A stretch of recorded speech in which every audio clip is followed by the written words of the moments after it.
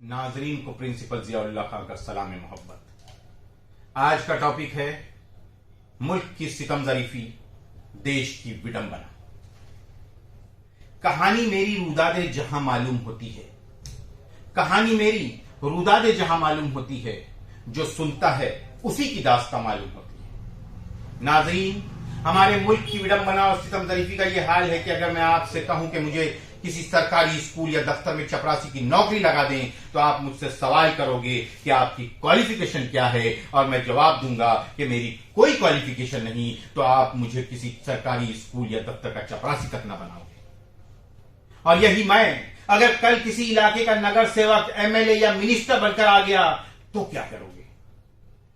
जी हां, इसी zero qualification वाले शख्स को जो कॉर्पोरेटर, एमएलए या सांसद के रूप में आपके सामने आया है, आप इसके गले को फूलों की मालाओं से लाद दोगे और जिंदाबाद के इतने नारे लगाओगे कि सारा शहर बहरा हो जाएगा। यह सितम ज़रीफी मेरे मुल्क की, यह विडंबना है मेरे देश की। अफसोस, सद अफसोस, जिस शख्स को मिनिमम क्वालिफिकेशन के आधार पर किसी स्कूल या सरकारी दफ्तर का चपरासी तक नहीं बनाया जा सकता, वो व्यक्ति कॉर्पोरेटर हो सकता है, सांसद हो सकता है, विधायक हो सकता है, मिनिस्टर हो सकता है।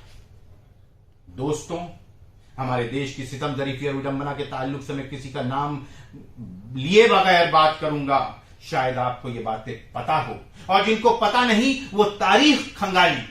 तारीख गवाह है कि हमारे देश में जिस व्यक्ति ने जिंदगी में कभी खेत में हल नहीं जोता, वो देश का कृषि मंत्री रहा। जिस शख्स ने जिंदगी में कभी किराना स्टोर, दूध पाव, चाय की दुकान तक नहीं लगाई, वो बरसों वर्षों वाणिज्य मंत्री रहा। जिस शख्स को फाइनेंस का एबीसीडी तक नहीं आता, वो सालों साल इस देश में वित्त मंत्री रहता है। जिस शख्स ने कभी अपने बच्चों को देश की सेना में भर्ती नहीं कराया, जिसे खुद अपनी रक्षा के लिए सैकड़ों जवान दरकार हैं, वो इस देश का रक्षा मंत्री हो सकता है। जिस शख्स को विज्ञान और टेक्नोलॉजी का अंतर नहीं पता, वो साइंस और टेक्नोलॉजी का मिनिस्टर हो सकता है। और जिसको इनमें से कुछ भी नहीं पता, वो देश का प्रधानमंत्री हो सकता है। यह विडंबना है देश की, ये सितम ज़रीफी है मेरे मुल्क की कि एक अज्ञानी व्यक्ति ज्ञानियों पर शासन कर सकता है, एक जाहिल शख्स पढ़े लिखों पर हुकूमत कर सकता है। शास्त्रों में, वेदों में और मुकद्दस किताबों में दर्ज है कि जब अज्ञानी व्यक्ति ज्ञानियों पर, जाहिल शख्स पढ़े लिखों पर हुकूमत करे, शासन करे, तो समझ लेना कि समाज का बंटाधार ही होना है। और हमारे देश में यही हो रहा है।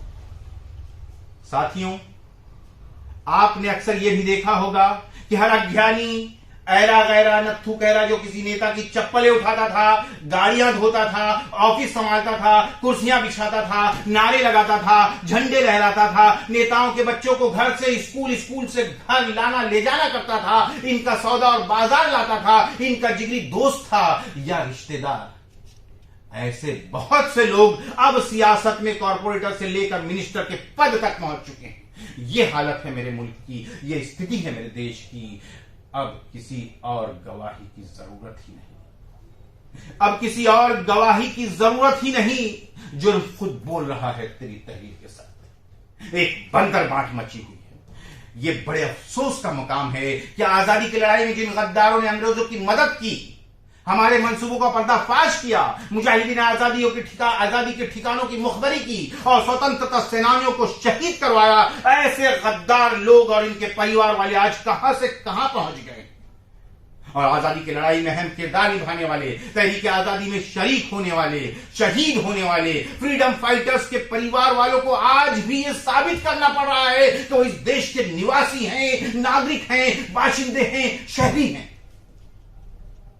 देश की सरहद पर, सीमा पर, बॉर्डर पर शहीद होने वाले सिपाहियों के परिवार वाले आज भी आर्थिक मदद को तरस रहे हैं। समाज में सुरक्षा की जिम्मेदारी निभाने वाले पुलिस कांस्टेबल आज भी पुलिस क्वार्टर्स, फैमिली क्वार्टर्स के लिए जद्दोजहद कर रहे हैं। सरकारी कर्मचारी, सरकारी मुलाजिमत से रिटायर कर्मचारी आज भी अपनी जिंदगी भर की कमाई, पीएफ और ग्रेजुएटी के मुंतजिर हैं कि गवर्नमेंट से पैसा आए तो बच्ची की शादी कराई जाए, गांव का घर बनाया जाए।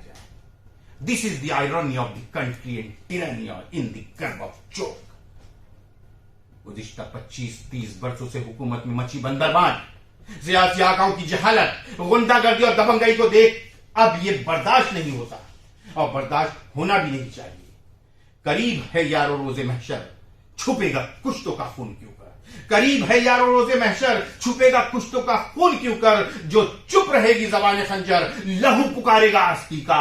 अब हमें किसी गद्दार को, किसी मुखबिर को, किसी जेब कतरे को, किसी लुटेरे को, किसी प्रॉपर्टी डीलर को, किसी ड्रग माफिया को, किसी जानी को अपने देश में, अपने रियासत में, अपने इलाके में, अपने ऊपर मुसल्लत नहीं होने देना है। लीडरशिप नहीं देनी है जो हमारे कौम के बच्चों का मुस्तकबिल खराब कर रहा हो, जो हमारी बच्चियों को गलत रास्ते पर धकेल रहा हो, जिसने सिवाय गटर, नाले, कीचड़, सड़क और पानी के अलावा कभी तालीम के बारे में बात नहीं की, कभी रोजगार का जिक्र नहीं किया, कभी हेल्थ सेंटर और लाइब्रेरी का नहीं सोचा, कभी स्कॉलरशिप से आगे नहीं किया, कभी बेवाओं की स्कीमें नहीं बताई, कभी बेरोजगारों की योजना की बात नहीं की, कभी सीनियर सिटीजन सहूलियात मुहैया नहीं की, कभी मेडिकल कैंप नहीं लगाया, कभी रोजगार के मौके और जानकारी फराहम नहीं की, कभी बच्चों की तालीम और तरबियत की बाबत वालिदैन की रहनुमाई नहीं की, कभी तुलबा और तालिबात और वालिदैन के कि कैरियर काउंसलिंग और कैरियर गाइडेंस प्रोग्राम मुनक्किद नहीं किया, सिवाय अपना घर, जमीन, जायदाद और सड़क छाप, अंटर फंटर, चरसी, गंडेरी और मवालियों की गैंग बनाने के अलावा कुछ ना किया।